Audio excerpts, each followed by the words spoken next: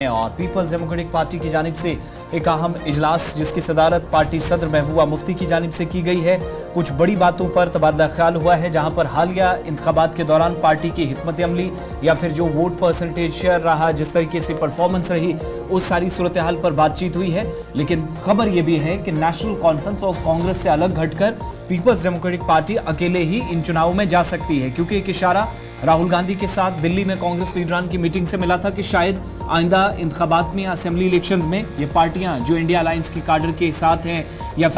इत्तेहाद का हिस्सा है, वो असेंबली चुनाव में भी साथ जा सकती हैं। लेकिन खबर यह है कि इस इजलास में बेशतर लीडरान ने कांग्रेस पार्टी का जो हालिया इंतखाब में रोल रहा, जिस तरह का रवैया रहा, उस पर नाराजगी का इजहार किया गया। कई लोग जो पार्टी में वापसी की तैयारियां कर रहे हैं वो भी इस बात से मुत्तफिक नहीं है कि पीडीपी नेशनल कॉन्फ्रेंस या कांग्रेस के साथ मिलकर चुनाव लड़े। इसलिए इस बात पर पार्टी जरा तस्दीक इत्तेफाक हुआ कि आइंदा इंतखाबात में पार्टी अकेले ही सियासी मैदान में जाएगी और तकरीबन निस्फ दर्जन से ऐसे लीडरान हैं जो मुश्किल वक्त में पार्टी को इन गुज़श्ता 5 वर्षों में छोड़कर चले गए थे, वो साथ आला क़यादत के साथ राब्ते में हैं और किसी भी वक्त असेंबली इंतखाबात से कब्ल घर वापसी या पीडीपी में वापस शमूलियत का ऐलान कर सकते हैं। जो पीपल्स डेमोक्रेटिक पार्टी के ज़राया ने हमारे साथ डिस्क्लोज किया है, जो इस कमेटी के मेंबर्स थे, उन्होंने जो बात बताई है, एक ये कि हाई पावर कमेटी एक बनाई गई है जो उन लीडरों के बारे में हतमी फैसला लेंगी कि क्या उनकी घर वापसी होनी चाहिए और उससे क्या कुछ फ़ायदा होगा। दूसरा ये है कि अक्सर लीडर इस बात पर राजी थे कि पार्टी को रिवाइव करना चाहिए और पार्टी को अपने बलबूते पर चुनाव लड़ना चाहिए, इसलिए हम ये बात बता रहे हैं कि शायद पीडीपी बलबूते पर चुनाव लड़ेगी। लेकिन इसके बीच महबूबा मुफ्ती का जो स्टैंड आर्टिकल 370 पर है, 35A पर है, उस पर कल उन्होंने अपनी बात वाजिया की है, क्योंकि पीडीपी के खीमे के अंदर यह था कि जिस तरीके की बयानबाजियां हो रही है, जिस तरीके की लीडर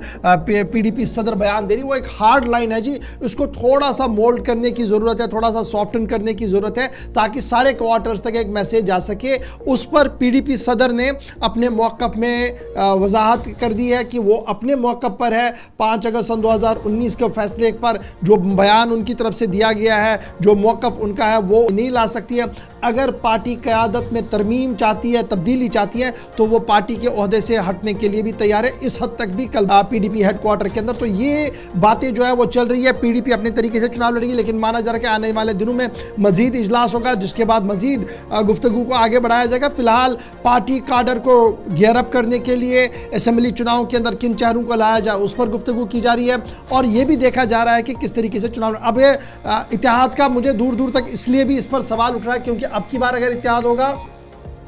तो फिर यही कहा जाएगा कि जनाब आपने कितनी सीटों पर जीत दर्ज की है, तो वो 2-3 सीटें, तो पीडीपी 2-3 सीटों पर आएगी। इसलिए मुझे लग रहा है कि वो इत्तेहाद के साथ नहीं जाएंगे और कांग्रेस ने जिस तरीके का रवैया इख्तियार किया लोकसभा इंतखाबात के दौरान, उस पर बरहमी का इजहार इस इजलास के अंदर हुआ है और ये इतलात सामने आ रही है कि फिलहाल मजीद गुफ्तगू जो है वो इस ज़िमन में आगे बढ़ेगी। पीडीपी कमरबस्ता, नेशनल कॉन्फ्रेंस कमरबस्ता, कांग्रेस का इजलास पहले हुआ है और अब सबकी नजरें रही पर जिनका इजलास रवा महीने के दौरान होना है, जिसमें पार्टी के जो मरकजी लीडर्स हैं बशमूल पार्टी के सदर जेपी नड्डा, वो जम्मू के अंदर मौजूद रहेंगे। यहाँ पर इजलास होगा और उसके फ़ौरन बाद 19 तारीख के बाद सबकी नज़रें जो है 19 अगस्त के बाद नज़रें रहेंगी इलेक्शन कमीशन ऑफ इंडिया पर कि वो किस तरीके की डेडलाइन और गाइडलाइन सामने रखता है जम्मू कश्मीर के अंदर चुनाव करने के हवाले से।